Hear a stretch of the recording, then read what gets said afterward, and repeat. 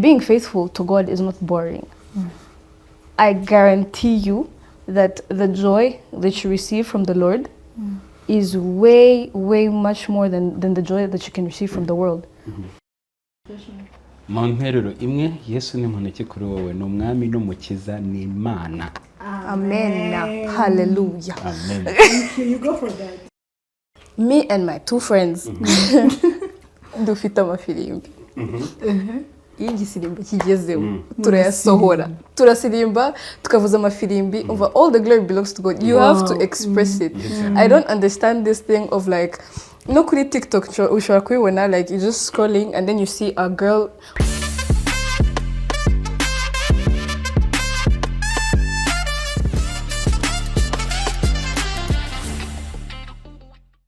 Shalom, shalom, bene data. Muraho, amahoro Imana bane namwe. Mbahaye ikaze kuri The Grace Note Podcast, a place where your faith meets a real life and young heart come alive. Mbahaye ikaze kuri episode y'uno munsi tugiye kuganira ku ngingo benshi bavuga ibintu bitandukanye. Faith over cool. Mbahaye ikaze.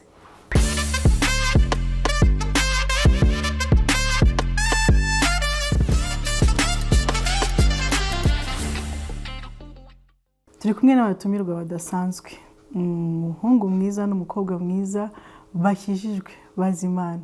Tugiye kuganira kuri topic. Columbus nguhaye ikaze. Murakoze cyane. Kendra nguhaye ikaze. Nakoze. Twatangirira kuri Columbus. Columbus ni muntu ki? Amazina uko mwabyumvise ni Columbus, ndakijijwe, nkaba nkunda Yesu Kristo, nkaba nkunda no kumukorera mu bijyanye n'ubuhanzi no kuramya no guhimbaza. Amen. Amen. Tuguhaye ikaze. Murakoze cyane. Kendra. Okay, my name is Kendra, as everyone heard. I'm a short girl. I love Jesus Christ. I'm weird, and I love it. Yeah, that's it. Tuguhaye ikaze. Thank you. Nkuko nari nabibabwiye kuri episode y'uno munsi tugiye kuganira kuri faith over cool. Turi muri generation ikunda ibintu bishyushye, ikunda ifite pressure yo gushaka kugaragara neza, gushaka kwemeza abantu. Columbus, iyo tuvuze faith over cool ubyumva gute? Ikibazo cyiza. Birashoboka ko umuntu yaba umukristo first of all, neza cyane, kandi nanone igihe ntikimusige kuko Imana ni Imana y'ibihe byose. Icyo nicyo nizera. Kandi birashoboka ko umurokore agira balance, akaba successful on the marketplace, akaba n'umukristo umeze neza no mugakiza, kuko hari ukuntu usanga ari igihe dukizwa ariko ugasanga turi unbalanced, umwuka mwinshi ugasanga mu buzima busanzwe nturi balanced. So ariko biba byiza ko byose biba bigendana neza. Sure. Kendra, what does being faithful over cool in this generation mean to you? Actually, before when you told me about the topic we're gonna talk about, I thought about what the word cool meant, and I couldn't really, get the perfect word, right? So I went and asked my friends, like, what does the term cool mean to you? I got many views. Someone said effortlessly fun, and then another friend said following trends. And then there's this particular friend of mine who said you can still have faith and be faithful to God, and when you're still cool. I would like to give myself as an example, yes. You can still serve God, but then like you can still be cool at the same time, right? Romans 12 verse 2 says, do not conform yourselves to the patterns of this world, right? You can still serve God, not following the patterns of this world, but following the patterns of God and walking in line with Him, walking with Him, so that you can be more like Him. Yeah, that's what faith over cool means to me. Yeah, Abaroma 12:2 haravuga ngo ntimwishushanye nk'ab'iki gihe, ahubwo muhinduke kugira ngo umenye icyo Imana igushakaho. Urumva ko kuba uhuje n'Imana atari ugushidikanya cyangwa se atari ukuyoba. Columbus, utekereza iki kuba famous and still ugakomeza ukaba Imana ushaka kuba? yego kuba famous ni kimwe ariko kuvuga Imana ni amahitamo. Ngiye kubivuga muri ubu buryo. Ikibazo gikunda kuba ku bantu bose babasha kubonaho ibintu by'icyubahiro cyangwa abantu babasha kwadmiringa ari umubare munini. Imana yaravuze ati ngo ntabwo nta muntu tuzasangira icyubahiro. So icyubahiro kirica. So icyubahiro rero kucyica ni ukuvuga ngo iyo utagisubije nyiracyo kirakwica weho. Yego. Take an example, Lucifer. Lucifer, always, even Saul, King Saul, Saul. So nuvuga ngo Saul yaciye inzira ze ntiyakora ibyo Imana yamutegetse, bimuviramo ko umwuka w'Imana kumuvaho. So nuvuga ngo iteka ryose uri muri disobedience, Imana irakubwira ati kora ibyawe njye hano ntituri kumwe. So icyo gihe icyo kintu umwuka w'Imana yakuvuyeho, hari ibindi byinshi bikwataka. Niyo mpamvu usanga abantu benshi today ushobora kuba ari famous azwi ariko agahinda kenshi, niyo mpamvu usanga bicisha inzoga nyinshi cyangwa bakora ibintu byinshi kubera ko ya Mana yagiye afite vide itagira ikintu kizayihaza. So niyo mpamvu rero mvuga ngo kuba famous ni kimwe ariko nanone kuguma ku Mana ni kumenya the source y'ibyo bintu aho bisubiza. God bless you. Bless you too. Kendra, some people in our generation says being faithful is boring. How do you understand that? I personally don't think it's true. True? No, I know it's not true. Like how? Because being faithful to God is not boring.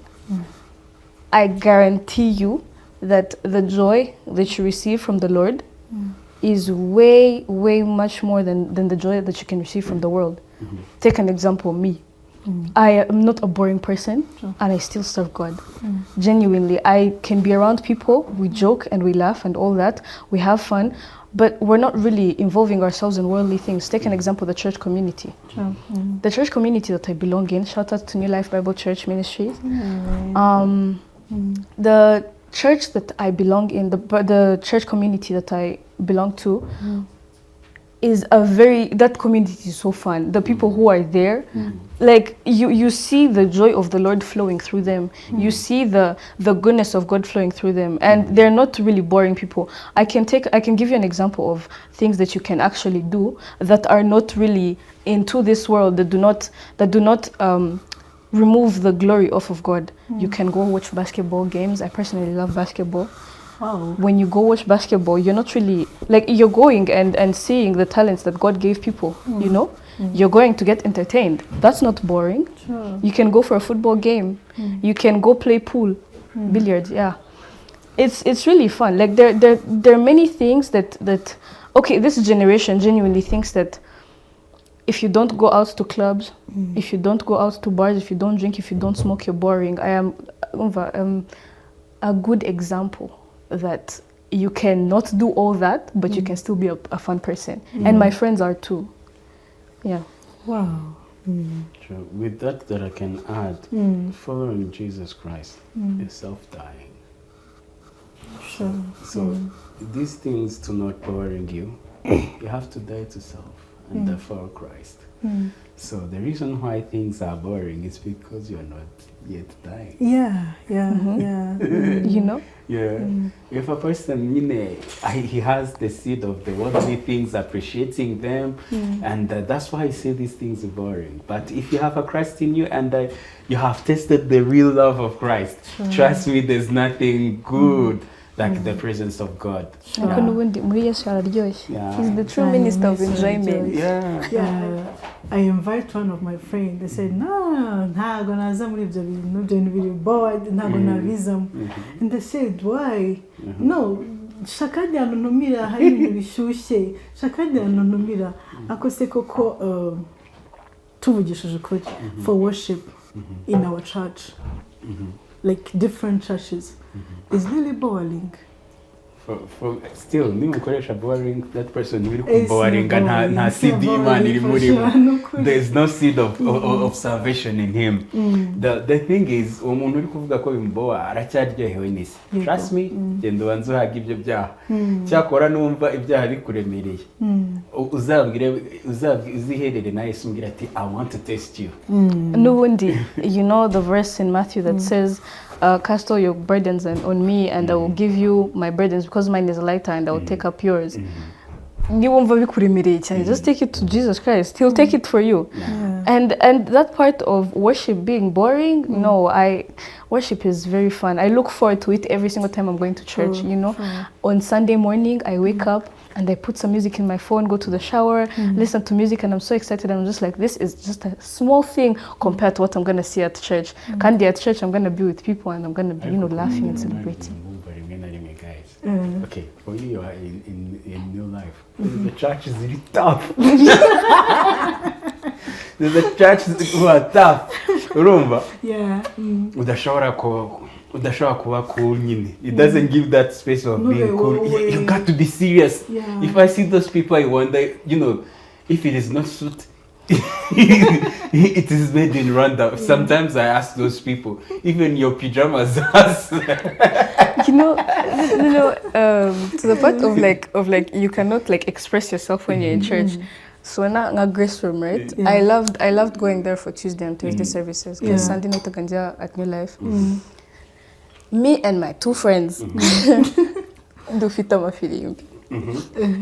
Igisirimba kigezeho turayasohora turasirimba tukavuza amafirimbi over all the glory belongs to God. You have to express it.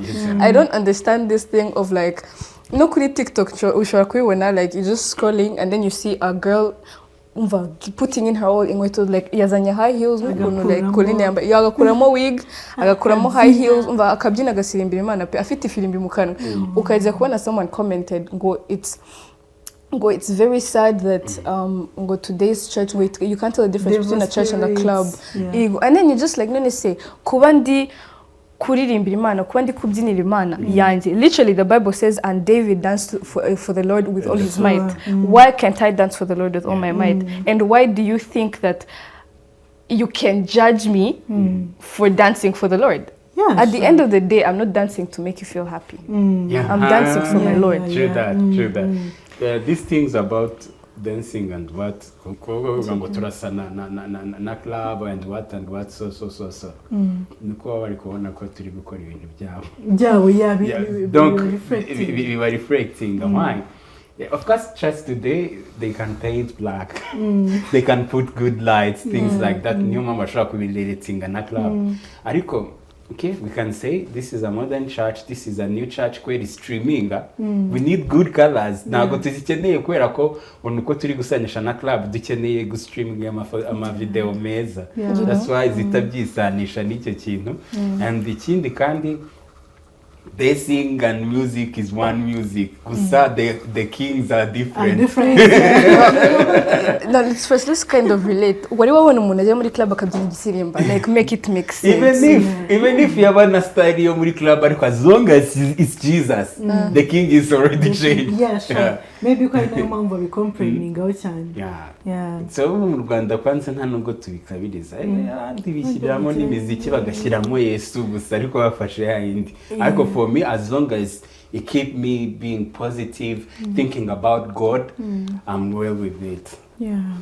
Ariko tutanirengagije turi yes turacyari batoya turakijijwe hari abantu benshi batuzengurutse badakijijwe. Yes, like Columbus hari uburyo urwana ute na pressure ya bamwe bagukurura baku yes nkuko Kandi tugiye ngo bamwe ashobora uri umusazi gutubyina gutyo kukihora muri church buri munsi ura mu bintu byo mu nsengero kubera icyo ari byo horamo like urwana ute niyo pressure ya bamwe bagukurura bakujyana kure y'Imana n'abakuzana imbere y'Imana n'iki kigufasha? Yesu twahuye. Amen. byoroshye gutya ariko bikomeye gutya. Babazi Imana yabo muri Daniel niko avuga. Babazi Imana yabo bazakomera kandi bakora ibyo butwari. So turi mu gihe ugomba kugira ubusane bwawe n'Imana yawe igiti cyawe. Bitari kuvuga ngo ni pasiteri wamukubwiye gusa, but ukeneye kugira uwo mwanya nawe wo kugira inyota yo gusoma ijambo ry'Imana ntawe uri gusomeye, kugira n'ubusane n'Imana. Ikindi kibazo dukunda kugira, dukunda gusenga kuko dushaka ibintu ku Mana cyangwa kuko ari ibibazo, ariko si cyo kintu gidukundisha Imana cyangwa gituma Imana ibidukorera, ahubwo bwa busabane tugirana nayo. So umwanya munini wakabaye ugeze, ibaze nawe everyday Imana uramutse uyidecentralije buri gihe ukaba ari uyibona hariya, you bring the same question of supplication uyisaba, uwo muntu nawe yaba amaze kuba agati nta kuki umbwira subject in. So it's better ko tujya imbere y'Umwami tumuramya, tumubwira ibyiza bye, ni handi bavuga ati ngo aho Umwami araragaba. So icyo kintu kuko Imana itakikorera cyo kwiramya cyangwa kwihimbaza, iyo ugikoreye nayo ati what can I do for you, what can I do for you, itiguha rero bya indi yayishaka kandi biri purposely kuyinezezayo. So ikituma rero tunesha abo bantu hanze niyo Mana wamenye, n'urwo ruhande rw'ubwiza bwayo n'uburyohe bwayo. So iyo rero ubirebye ukabikompara n'ibiri hanze, uhita usanga ibi ari binini cyane, biriya bikaba mini. Nk'uko Pawulo yavuze ati ibya kera byose byambereye igihombo kubwo gukurikira Yesu. Niyo mpamvu ushobora kumbwira ubwiza bwa hariya ariko Yesu yarandyoheye kubiruta. That's it. Yes, ni byiza ko twese twamenye Imana, ni byiza ko ufite byinshi cyane bituma ubona byakubereye igihombo ugakurikira Yesu. Hari ikintu ujya ukora kugira ngo byibuze ugire bugarura kuri Yesu? Kuririmba dukora is for Christ. Okay, kambivuge muri ubu buryo. Ntabwo wenda album yanjye irajya hanze, ariko Imana yanshyizeho umutwaro first of all ku rubyiruko, ariko no kuri abantu bakuru bari muri church. Mujya mubibona kenshi iyo turi mu birori, yatari president wa chef, yatari mu kurana no guhimbaza ikindi kintu cyangwa ukundi dutera, tubura za ndirimbo z'ibirori. Yego. Ugatisanga dushobora kwitiza iz'abanyamahanga, tudashobora kubikora turi Abanyarwanda. Uriko icyo kintu kuki umuntu adashobora gukoresha ivugabutumwa rikoresheje biciye mu muziki. So iyi album rero ni ukukipinga ubumana, to keep the divinity, divine vibe. Uriko icyo kintu.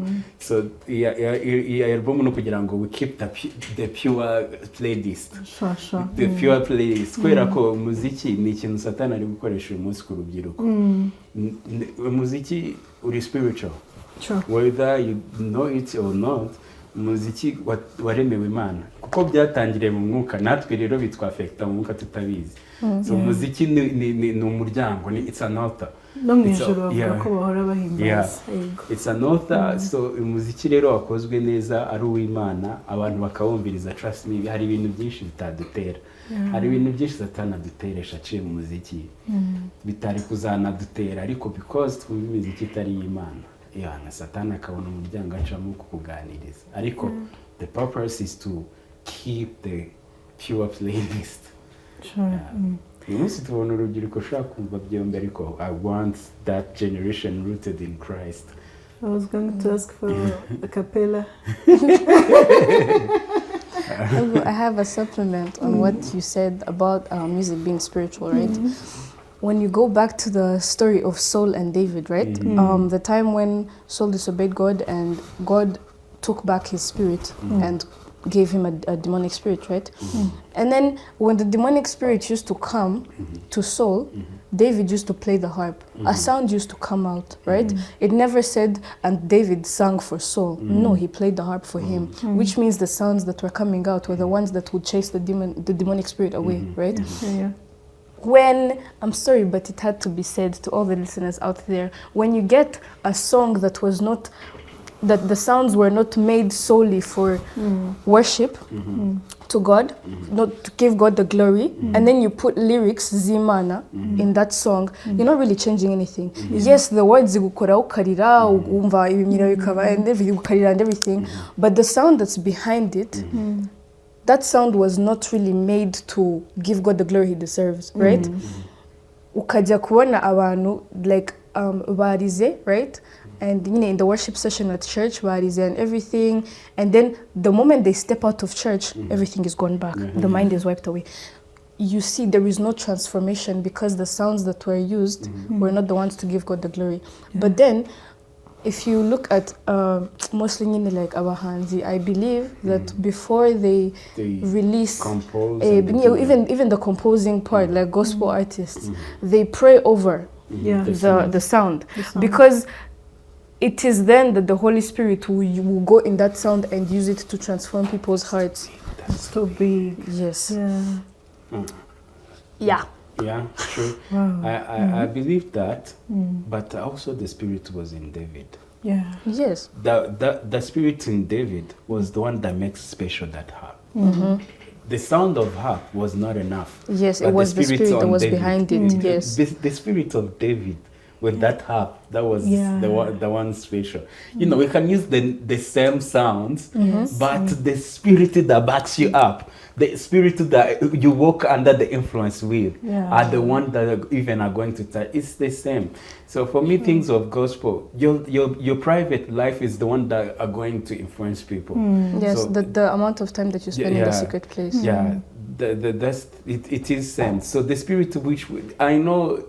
The reason why the Bible mentioned, find me a skillful musician, it was that musician who has spent a time with that instrument. But another thing was the anointing on this person, David, was a pure spirit. Sure. Yeah, and there's a quote that's saying you cannot chase out the demon or the spirit which you are playing with. You know, and then I even had the revelation about it. So the reason why the Spirit was in David, the Spirit that chased away the Spirit of. You know, there's this thing that the Holy Spirit told me that he was just like, Kendra, do not flirt with demonic spirits. By flirt, do not play with them. Siko, you know, the same way. You know that story that says that parable that Jesus told in the Bible. No, it wasn't really a parable. It was a story where he says. If someone has a demonic spirit, right, and then the person is delivered, the demonic spirit will go out of that person, wander around the desert, come back and check, right? For him to enter, there must be you to allow it to enter, right? Same way in Revelations 3:20, I think it says, I stand at the door knocking. Whoever listens to me will open the door. I will enter, dine with him, and him with me. Yes. Now you think about the spirits that you're letting in. The demonic spirit comes. The demonic spirit comes and knocks on your door. And then it comes and knocks on your door. Jesus Christ is already inside, telling you to keep keep your eyes on him, so that you don't hear what the distractions that are there at the door knocking. And then he will provide all the things that you like, but with consequences at the end. The beauty of serving Jesus Christ is that God will give you what you ask and what you need, and he won't ask anything in the end but your heart. Now the devil asks for your life, your soul. There has to be something that you have to give him in trade for what he's going to give you. And in fact, it will cost you a lot than it will cost you with Jesus Christ. In fact, with Jesus Christ, it costs you nothing. You just get joy in the end. Joy and everything good. Now, if you flirt to that evil spirit that is coming in, God never fights with a spirit. Like Nagajaburan. He never fights with something in your heart. He gives you the choice. That's why he gave you the freedom of choice. Then you choose to serve him or to listen to that demonic spirit that's talking to you. So a takeaway from this, don't fly to the evil spirits that come knocking at your door. But that's why you're saying, like, umuntu wese amenya Imana biba byiza guhozaho, guhora usenga, guhozaho. You have to occupy the space yabaze kuba clean. Once byahagaze gato, niba warirukanye amadayimoni 5 hazaza 100. Aza kurwanye, as Kendra says, ace mu bintu byose wari wararetse cyangwa se wari warashize inyuma kugira ngo aza kurwanya. Back to, we still need safe and cool. We're cool, but we don't cool the demons. Yeah, that's true. Yes. Hariho abantu bavuga ngo abantu bakijijwe, like iyo ukijijwe ntabwo wakwambara neza, hakaza abantu ugomba gupfa ku by'isi. banabijajinga wakwambara ati umuntu ese kukijijwe ukabombaye gutyo bakakujajinga. Kuki wambaye ipantaro ari y'umugabo? Right? Ariko you see, and I ask you, the one that said yes, agabagore nakambare n'abagabo. Rero bambaraga amakanzu bose. Kuba bizema. Abagabo ntabwo nambara amakanzu. Burayamba. We do judge a lot nyine ku kantu nkako ngako, so like nyine abantu benshi bakaba bavuga ngo kwambara gutya na gutya na gutya. Ariko nyine reka nkubaze Kendra, how do you balance being stylish and fashionable but still honoring God? Like maybe not for Kendra only, and Columbus, you told us about men. Like, how can we wear and still honoring God? Okay. First of all, judging. People never stop judging. Sure. Because you can wear a short dress today, and then people are all like, wow, you look like, you sleep around with men, you look like, man, it's always you look like, you are a whore. Sorry for our language. But then again, wakambara ikanzu ndende, ukavuga ngo, what are you hiding? Sure. And then wakambara ikanzu igufashe, ariko ndende igera kumana. They're all like, ngo none se you're trying to show us that you have all these curves. Why? Ibyo nambara ntabwo bikureba. It doesn't even, God does not even, okay, like if I go dress up and I know, like we all have specific types of clothes, right? For specific events, for specific, things. Seasons, weather. There's some clothes that I may wear depending on when it's hot, right? But then the Holy Spirit in me, the one that lives in me, my roommate, my personal roommate that I go to every day, will convict me if what I'm wearing is wrong. Like when I'm gonna wear something that's a little bit revealing, I'm just like, Kendra, so aren't you going to make your brother in Christ fall? And I'm just like, that's kind of true. I will go and change into something else, but that is still fitting, comfortable, and looks nice. Imana nagibisha kusa nabi. Genuinely. And then people will never stop judging. That's one thing I saw. I balance that. The Holy Spirit in me is the one that convicts me on what to wear. Look at me. I am stylish. Bracelets, earrings, hair. I have a friend who straight up told me, Kendra, akunda kunyita mama pasteur. Arambwira ngako mama pasteur. Naongea ngo what? Arambwira ngo subu ngo should a Christian girl like you go be having the braids that you have? Go should you be having the nails that I have? My nails, look at them. Do they make you sin? No. My hair, it's for my personal look. It doesn't affect you in any way. Will you grow shorter? No. Will you grow taller? No. Like it won't have an effect on you. Why are you caring about what I'm wearing when you're not caring about the posture of your heart? The posture of your heart is the one that matters in front of God. Genuinely, God will look at me. I ask him to position my heart where he wants it to be every morning. And if he sees that it's where he wants it to be, he'll be like, Kendra, go ahead. I will guide you. I will lead you. Why are you trying to care about the speck in my eye when you're not trying to remove, when you don't see the big wood lamp in your eye? That's what Jesus said. Literally, they say, umusatsi wanje ucumuza umuntu gute? You know what I can talk about that? We got to know, we got to balance according to the society we're in, according to the weather, according to the place. So I hope we got it about today. Today the world is one. First of all, the way I see people dress in the US, the pastor wears a hat on the stage. Do not wear a hat on the stage. N'abasirikare bakuramo ingofero bari mu nzu. Come on. The glory, the honor that God wants is not the honor of the heart. It's the honor from your heart. I can honor with the heart, but with the heart, removed, but my heart is a dark heart. You see? So that's this posture you were saying, right? So, but we also run these, and the Randis, you know, they judge in details to things like that. It was like in the days of Paul and the Jews and also the Gentiles. So I would take this example of ndafata urugero rwa Paulo abwira Timoteyo yari half a Jew half a Greek, aramubwira ati sasa tugiye kujya mu Bayuda kandi bakomeza umuco cyane. So he was supposed kugira ngo uyu Timoteyo navuga mu Bayuda ntibamuca amazi, he was supposed to be circumcised. Ariko niyo ari ikintu Paulo yarwanyaga is to be circumcised, kugenya ku mubiri ariko mu mutima utarakebwe. So uri kubyumva, uri kumva nawe kari cyarebaga ariko kubw'aba bantu kugira ngo bitabera igisitazi. Donc it's the sake yo kugira ngo hataba barrier ku butumwa. So the reason why dushobora kwambara suit nje nkanjye mba mbona ari manipulation. I'm sorry.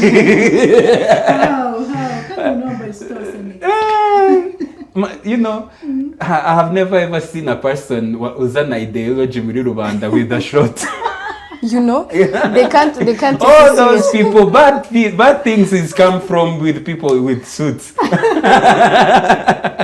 I'm sorry.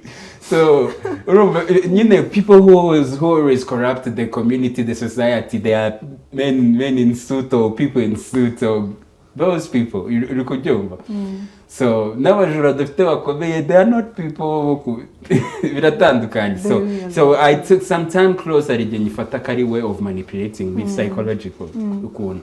So ariko njyewe nemera neza, if you have a true word, if you have a power of God, if you have a word of wisdom, I value that, not the appearance.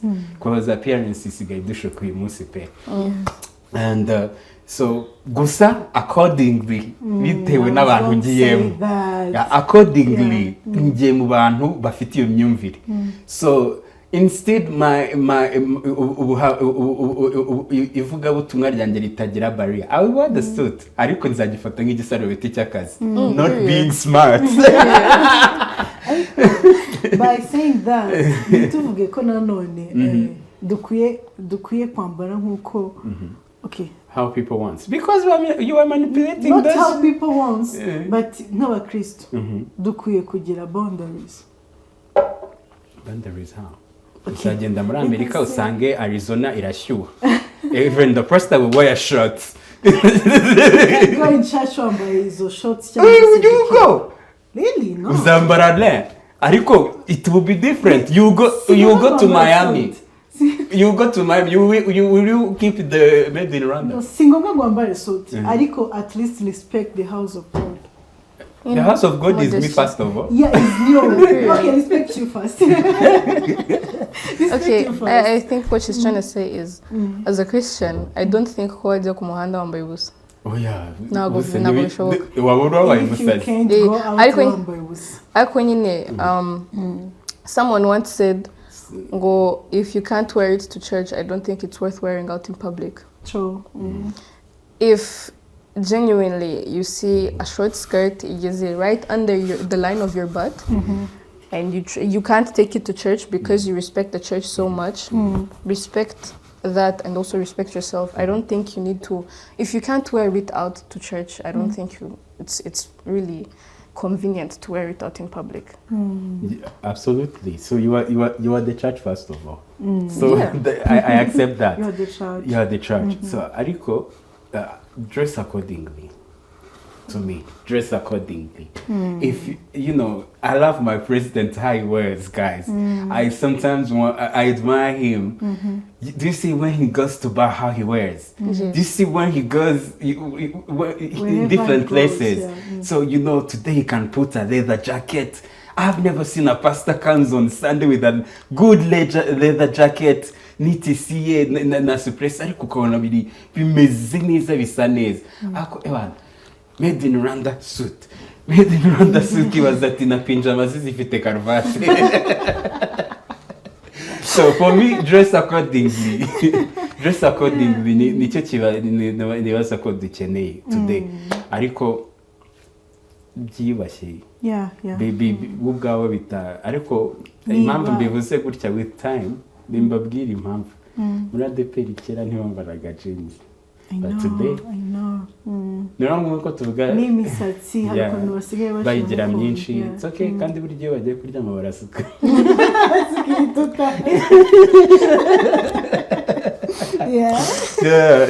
Tugende. And birancitse. It's okay. Uri kubyumva dress accordingly. Ikindi kandi tuvuge nka kera abasirikare ba kera ntibambaraga cyangwa abakoloni ntitubabona mu mashati mu dukabutura. Trust me, ibihe birahinduka. Dress accordingly. Okay, reka tubiconcludinge gutya. Niba biguhaye amahoro, as you say, urusengero. Ariko nanone biguha bihaye ibihesheje Imana icyubahiro ahantu uri. True. Kuko navuze bihesheje Imana icyubahiro ahantu uri. Ahantu uri, it's okay to me. So ndabizi ko njya mbangamira abantu. Kuva muri gym nambaye ikabutura, I came at the service same clothes. Ntahinduye. So nzi ko bishobora kugusha abantu kubera ko nta dressing accordingly. Ariko impamvu ni ukuri rimwe na rimwe numva nshaka kumva nka ni ukuri mbikora ntibyanga ngerageza abantu. Ntukagerageza abantu. Rero ati na wagushijwe n'iki? Already you have corrected. Ntago mbazi. Uwo waguye ukaba ati uhagaza komera hagaya. Ntago nukuri kankubwiza ukuri bibuka cya kindi Yesu yavuze ngo nibishishyo rishobora kugucumuza rinogore. Ni ukuboko gushaka kugucumuza gukati. So ntago ariko yavuga ntago yavuga no ntago yavugaga kushobora let's say this as a man kushobora kujya kuri beach ntiwifuza abakobwa bose babonye kuri beach. Niki kibigutera? Close your eyes. Oh yeah. Kujya kuri beach cyangwa kuri piscine haraza bambaye bikini bose ni kwita bifuza. No. Ariko urabareba. Kuki bitaba? I don't know, personal preference. No, kamubwiza ukuri. Maybe ko ushobora kubifuza. Gute? Bose se.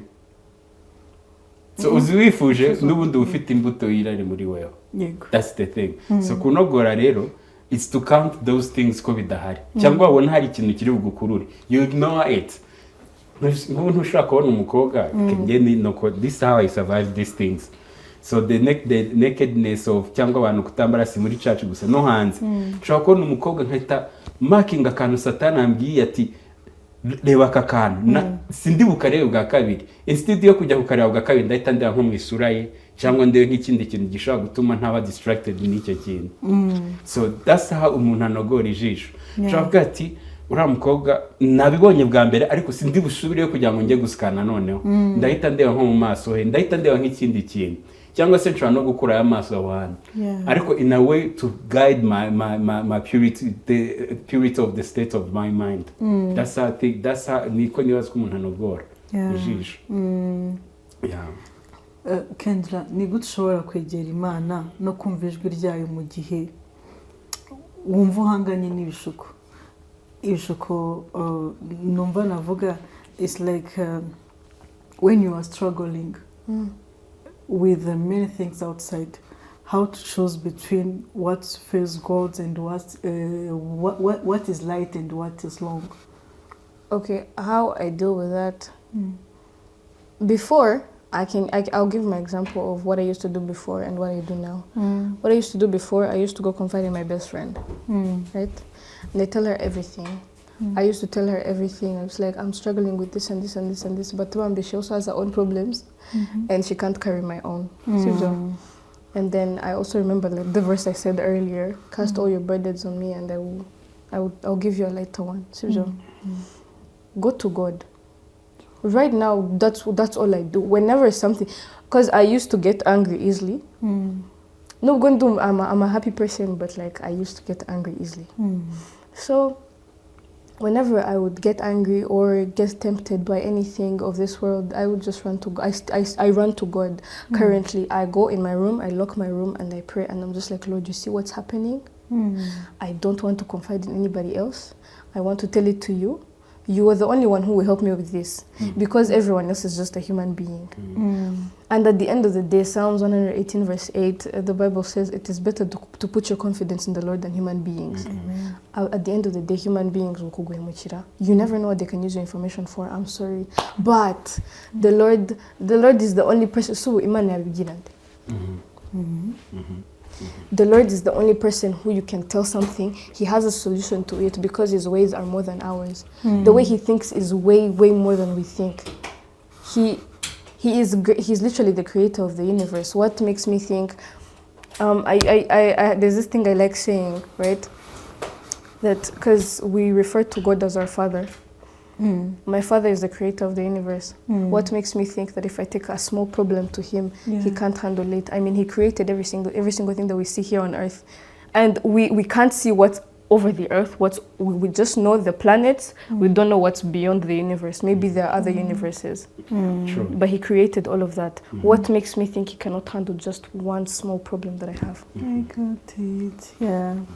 Kurumbaza ni ubu nkawe ubona ari iki kigoye gukomeza kuba faith, ariko nanone ugakomeza kuba faith muri isi, ariko nanone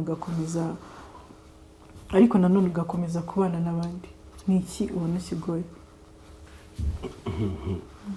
Kubana n'abandi, abakijijwe nta kibazo ni abadakijijwe ni bose kuko abakijijwe murahuza. Abakijijwe hari igihe mushobora kudahuza. Kamere buriya ni umuntu umwe ku giti cye.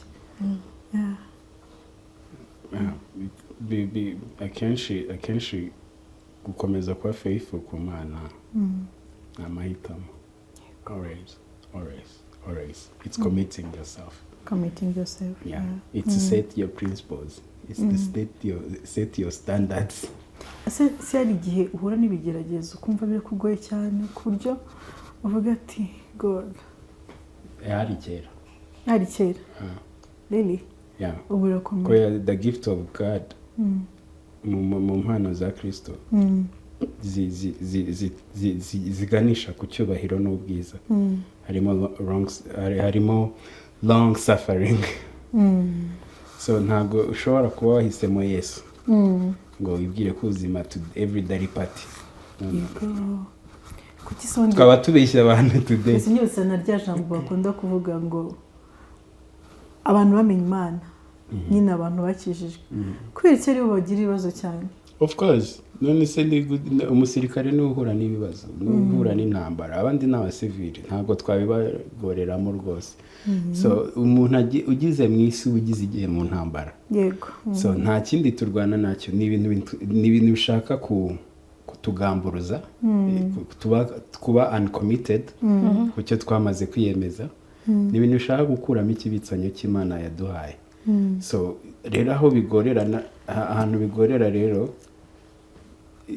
kubana n'abantu aho bintu bigorera bose ntuzabanezeza.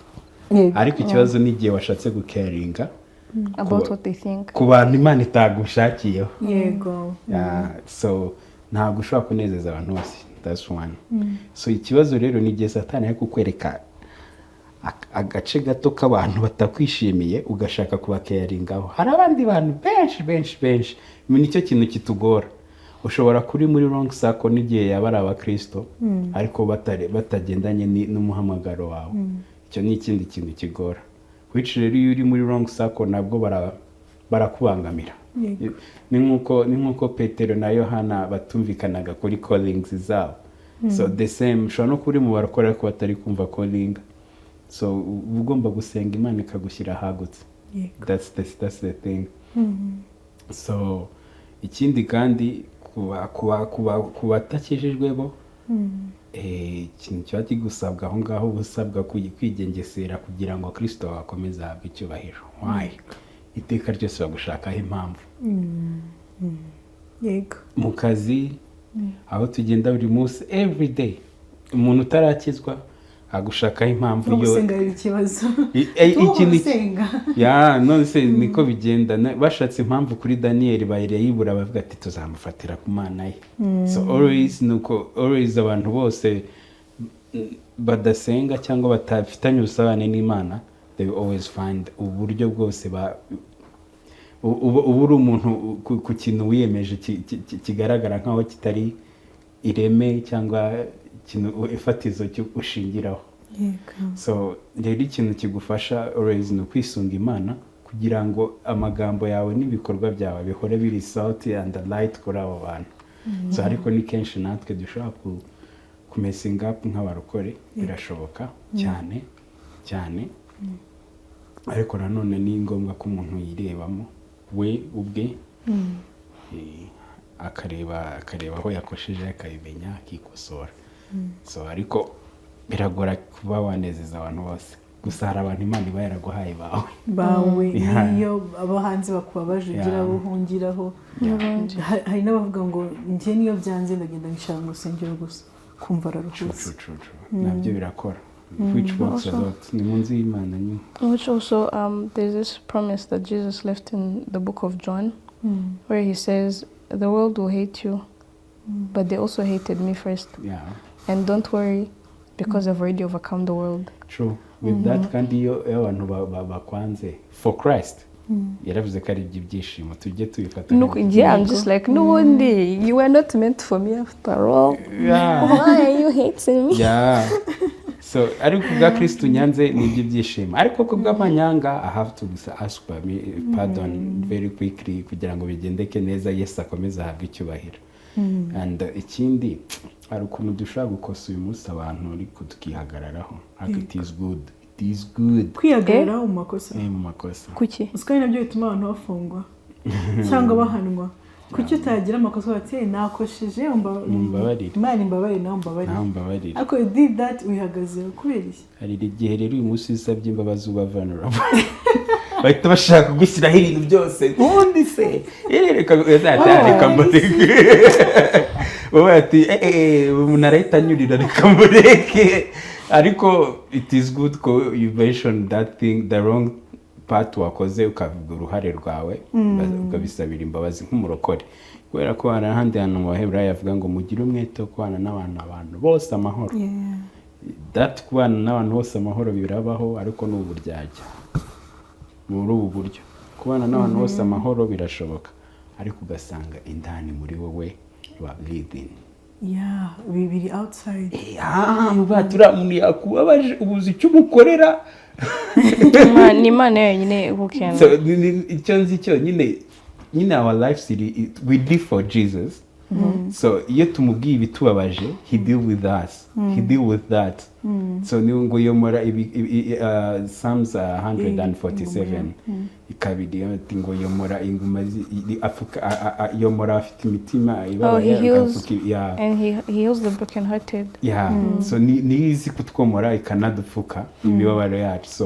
So iyo umuntu rero yakubabaje gutyo amarangamutima yawe yashyira Imana neza ikagusana. So ariko akenshi rero iyo wabanye n'abantu amahoro hari igisanga bakubabaza ukababara ugasanga utangiye kuba abakristo baririmba indirimbo zo kuregana. Ariko mu cyo kintu ati we mean to give God glory, not that. Donc ugasanga n'ibyanditswe ati abanzi banjye, donc ukubyumva perspective yawe yamaze kuba attacked in the negative way, kandi usanga ari bo bakristo dufite uyu munsi ugasanga ibintu byose ni komba uri kubyumva. It is good ko tugumana that pure mind. It is good ko iyo twakomerekejwe instead yo kujya kubiririmba, give your heart to God, iwusane igukuremo ibyo bintu. Ariko uwo kwezwa rero ninde utweza ni Imana. Ariko which rero usanga mostly hari n'abantu rero usanga barandujwe kubera what people abantu barabahemukira. Today hari n'abantu umunsi bagira ama depression bari muri church, trust me. Yego benshi. Ariko uzi impamvu baba baragumanya abantu mu mitima yabo. Yego baragumanya abantu mu mitima yabo. Ndibyo natwe twese bidushyikiraho, but it is good to bring that issue to God. that issue to God. And for that transformation to even happen, he requires you to stay in the presence every single time. He requires you to stay in the, like Daniel did. Daniel stayed in the presence firmly, like he was deeply rooted in God. Like, let me give us a small example. Let's say me and Colleen, yes, we're already friends. Let's say you're a very good person and I am a bad person. And then, we have mutuals, right? But then, like, in your friends, and then you're so nice, but me, I bully my friends. I bully other people. As long as it's me and my person, that's it. Like, I don't wanna, like, kuchi, right? You know, the Bible says good corrupts evil. Gache, I will see the things that you do when you're moving around with your friends, right? And I'm just like, why does she act like that? Like, and people love her for that, and then me wakanyanga because I act the way I do. And then deep down, of course, there is nobody who wishes to be hated. Nobody wishes to be hated. So deep down, I'm just like, you know what? Let me try to be like Colleen, and I'd be like, let me be nice to people, and I see the difference. And then gache, I become nice to people. Your habits are rubbing off on me, and then I tend to become like you a little bit in that area of in that aspect, right? Now that's the same thing with God. The more you walk with God, there is nothing bad that flows from God. The more you walk with God, His kindness, His goodness, His patience, all the fruits of the Holy Spirit will come on you.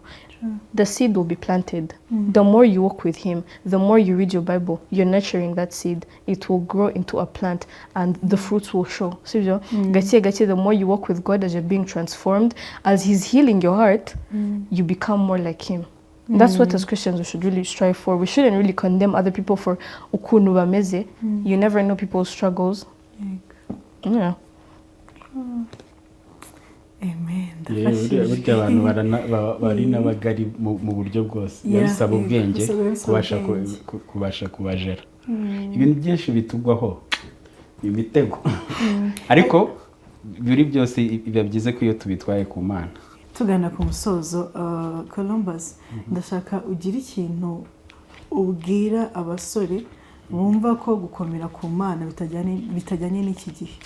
Ubwire n'abantu bari na message imwe uhereza abasore bari faithful to God, because tunarebye byaba debate ari abakobwa n'abahungu ni bandi bakomeye ku Mana cyane. Byaba debate, maybe tuzabiheraho ariko tubizi neza tutashidikanya ko mu basore dushobora kuvuga ngo abasore baracyarimo benshi, ariko hari igihe bavuga ko igitsina gabo ari gike, bamaze kuba bake muri church, bamaze kuba muri church ya soka. Haleluya yabo bayivugira muri ndashaka ko abo bake bahari, ndifuza ko abo bake bahari ugira icyo babwira. Na abandi benshi cyane babona ko atari by'iki gihe, nawe ugira icyo babwira. Gukurikira Yesu nta gihombo kirimo na kimwe. Ahubwo abo babonye byabereye igihombo bari unbalanced. Hari ingero nyinshi z'abantu benshi bari successful on the marketplace, ari abakristo neza, banasora neza, batiba kutu IBM kandi bakanunguka, bakanagira n'iya clientele nziza, ari abarokore. Hari n'abandi bivuze ko abantu bari kuri marketplace b'abarokore bameze neza kandi barajya no mu ijoro. So aho nta gihombo gihari. Hari Dael no mu Rwanda tugendereye nko ku muziki, Bonyi is the best person, uri highly streamed. Yeah, he's the best. So aririmba gospel gusa. That's it. So ingero nyinshi zirahari mu buryo bwose ushobora gutanga ko gukurikira Yesu nta gihombo kirimo. Icyo ni kimwe. Ahubwo kutamukurikira, kera bajyaga baririmba indirimbo banga impanuka y'imodoka si yo mpanuka gusa, no gupfa udafite Yesu nayo ni impanuka. So birababaje kuba Imana yarakuremye kugira ngo ubeho ku bwayo, kandi wowe ukabaho ku bwawe, ubwa feelings zawe, ibintu byose bikuyobora bikaba bishingiye kuri wewe birababaje kandi hejuru yawe hari Imana ikureba kandi izakubaza misiyo izakubaza icyo yaguhereye umwuka icyatumye iguha amashuri meza icyatumye igugira uwo muntu woroheje cyane no kugira ngo werekane mu boroheje ko nabo habashaho kuba bubaha Imana badafite ibintu so uru rugero rwiza rw'ubwizerwa bw'Imana muri ibyo bike ifite kandi ngo bazabe bizerwa muri bike bazaba n'abizerwa muri byinshi so turi abantu bagomba kureflect Imana muri byose however ups and downs mu bihombo mu misozi mu bibaya we have to reflect God's life so nta gihombo kiri mu gukurikira Yesu bisirtu kuri uyu munsi ibintu byose birahari nta kintu wambwira ngo cyakulimita na kimwe ngo nukuri umukristo tumaze kubona abakristo benshi meme no muri Hollywood bakamukatira amakontra ariko agakomeza kubaho kandi yishimye burya ikintu cya mbere ku isi kiryoha kuruta amafaranga is to see people kubona abantu bishimye first of all biri genuine ariko nanone babigize murari nk'ubu impamvu yakumotiva no kubona hari ibyo bibonaho ko wimprovinzemo nanone nuko nanone ushobora no kubona n'undi mu gihe we bitakunze ariko hari undi wanasengeye akimprovinga ibyo bintu byose ni ibintu binezeza abantu ni ukuri nubwo tuvuga umuswa ari babi ariko abantu bararyoshye hejuru ya byose yego tutanafite n'abantu sinzi ko twabaho uri wenyine ukabona ibintu byose urabifite you would run mad I would run mad that I know Kendra same as question nubuhe butumwa wahereza abakobwa benshi bavuga ko kuba gukomera ku Mana bitajyanye n'igihe n'iki gihe turimo and ni nubuhe butumwa wahereza abakobwa benshi bakomeye ku Mana muri iki gihe? Okay, for the first thing he said it tugitangira we serve a God of seasons sibyo. The God we serve doesn't change, right? He knows. No, there's a verse that says in the Bible that says there is nothing new under the sun. Everything that we see in the world happening today has already happened before. Look at trends, fashion. We've literally come back to the Y2K, the 1900s style, you know, and the fact that God has seen there is nothing new. God knows every single thing that's going to happen. Serving God is the sweetest thing that there is. And to all the girls who are hurt by the church, or even boys who are hurt by the church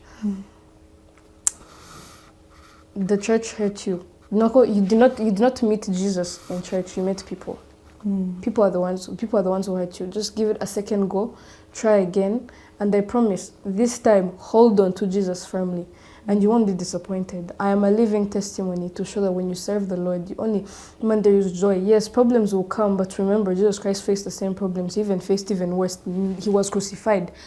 We do not live in that era anymore. We can't get crucified, right?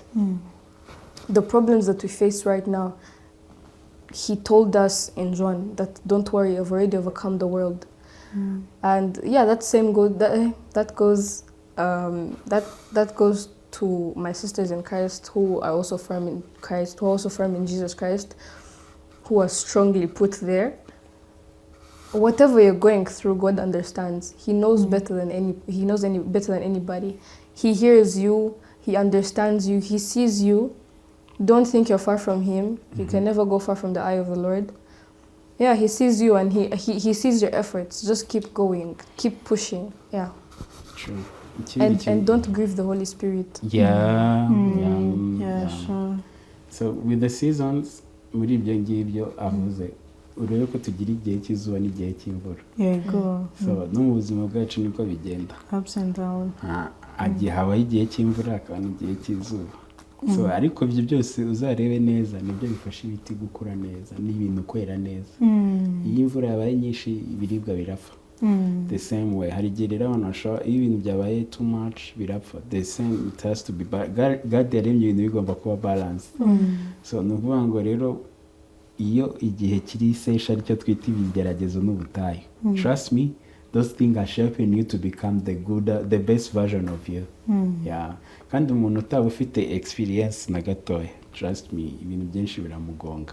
Ni handi ushobora gusanga umuntu yagize chance yo guhita avumbuka akaba nk'umuntu ukomeye, azamukanye ego nini, azamukanye, hari n'igihe abantu tutaba dufite humbleness ariko tuzi kwica ego. Because we have trained enough. You know, if you say this way, uraza kuba uri kubabaza abantu cyangwa se uraza kuba wiyemeye. So because God put you in a process yo kwiga, muri bya bihe biri dry. Bya dry nzi cya kintu. Yeah, true. But there's also one more thing. A righteous person falls 7 times and gets back up. The time you're struggling with sin and you fall once, don't think that's the end. Get back up again.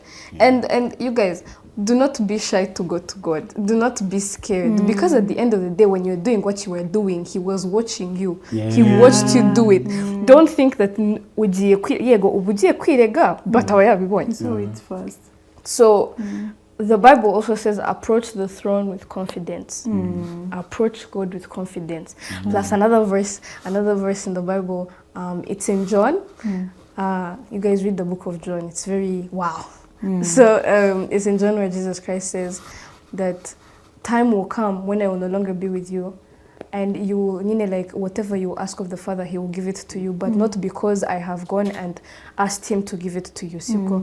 Jesus Christ is still our intercessor, but remember the time when Jesus Christ died on that cross, He tore the veil down. He allowed direct access to God. Don't be shy to go to God. He wants you to come to Him. He wants you to come and talk it out. In Isaiah chapter 1, it says, come, let's reason it out. Unless you give yourself to me, right? I will wash you, even though you're as dark as scarlet, right? Red like crimson. I will wash you clean, white as wool. Just come in and we reason together. God wants you to come and reason with Him. He wants you to come and talk to Him about what you did. Don't be shy. Yeah. Wow. Completely. Amen. Period. Yeah. Bigenda gusanga ndi Martin Luther King yavuze ngo fly, run, walk. If you can't fly, run. If you can't run, walk. If you can't walk, crawl. Yeah. But all the just midway, go move. there. Move. Always move to God. Don't stay stagnant. So nicyo biba bidusaba kandi nugutera ya nambwe ikamakinga 9 idusanga truth ariko ikindi kintu nakongeraho, it is good as people in church also to have that heart that Jesus is coming soon. Because Yesu ntago azatwara abantu muri church kuko bakijijwe gusa, cyangwa bahora mu nsengero. Azatwara abantu banyotewe kugaruka k'Umwami. That's true. So hari igihe dukizwa tukajya muri church activities, we become members of church, but we lose to be disciples of Christ. So remember that Jesus is coming soon, and always have this desire of Christ more. What I would pray is that God increase the desire of Christ more, and also to be desirable of His return too. Plus one more thing, the last instruction Jesus Christ left with everybody. With the disciples, we are the disciples of Jesus Christ after all. He said, go and make disciples of all nations. You guys, He's coming back. He is. I don't know if I'm the only one who feels it, but His return is very soon. I know we've heard it many times. Like harigiye back then nko muri 2K10 umuriro wagiye like for I think 2 days. I'm sorry, abantu bavuga ngo ni Yesu ugiye kuza. No, you guys, like Jesus Christ is coming as a thief, like a thief. He can't, if He comes and finds I was still a child. I was scared. I was like, don't say yes, agiye kuza narakura. But then You guys, the time is now. Get right with God. He loves you. He wants you close to him. And yes, we've heard over generations, "Ko, he's coming back, he's coming back." No one knows the exact day and hour, but keep the purity. Yes, but I know you feel it deep down in your spirit, "Ko, he's coming back." He's literally at the door. Like, give your lives to him. You know, believe and receive him. Don't postpone that. Yeah. Invitation. No, Kandi, you That guys. invitation. You know the things now today, guys. If you sit down and talk with the young one, this young generation, especially, they are thirsty, but full of distraction. I know. Did you know ko ariyo mpamvu iyi podcast? Wow. Kubera ko ariko yes, turi urubyiruko, hari ibintu byinshi tubona outside. Ariko urabira ukabona, okay, niba ari uko ubwo iyo si tuba tutayibamo cyane, ko ni ibintu byararengereye, kuvuga se aba bantu nta nubwo batekereza cyangwa ngo bibuke gusenga, nta nubwo bumva ko bayobowe n'Imana, bundi bimeze gute. Yeah. So I understand, but guys, be alert that Jesus is coming back. Do not postpone that invitation he gives you every day. I know he passes through your dreams. I know he passes you akakwereka. Even yourself now, hari ibyo ugera ati ndabihaze ndashaka gukizwa, but understand that the enemy is after you. No, turi kuvuga abantu bari hanze, even in church. Hari ukuntu dutakaza that guha mwanya wo kwiherera, that the devil is trying to steal us the time. Ni buriya ni nayo ntwara afite. Distraction, scrolling up on our things is trying us to make weak in prayers, spend time with God. So ikintu gikora umwanya munini kikuzana purity is that time we spend with God. Not praying for, asking for things, but that encounter. It's like encounter. It's like I will be scrolling on my phone. I love, man. I used to be addicted to TikTok. No, you can't be me. So I'm scrolling. I hear a voice telling me, "Kendra, put on your phone and pray." And I'm just like, I continue scrolling. I hear it the second time, like, "Put on your phone and pray." I was like, okay. I put it down. I knelt down. I was like, "So man, ndakubwira iki? Kari wombwiye ngo dusenge. Ndakubwira iki?" And then I sat down. I put in worship music and everything. I started worshiping him and everything. Then I just said one small thing, you guys. The Holy Spirit. Wow, that's all I can say. Because I told him, I was like, "Holy Spirit, take over. From here, it's not me, but you're interceding for me. You're taking it to the Father for me. I don't have what to say, but you have words for me." I prayed like, wow. Like the Holy Spirit who was telling me to pray is the same person who took over. And I loved it. And I like every single time when that voice comes to me, "Kendra, get up and pray," I'm more like, I enjoyed last time. I was very happy. And I was very, very, like I received a lot from you. Like I learned a lot from you. So why would I spend time on a phone? This phone will not take me to heaven. The videos I watch will not take me to heaven. Listen to the Holy Spirit. These days, I can master to fast the food, but this phone, I want to start now switched off like a week. I think you can fast on phone too. That's because fasting is not always like denying yourself of food. So I think if I switch off this phone for the week, the dead will be resurrected. Yeah, we talk about fasting. Because I have this friend of mine, Dusengana. We were both addicted to our phones. We were just like, you know what? Let's put a screen limit. And gushyiramo screen limit uzi password yawe uzi password yawe nyine like the thing like locks itself and it's just like the phone is just like, should I add you 15 more minutes cyangwa you put in the password.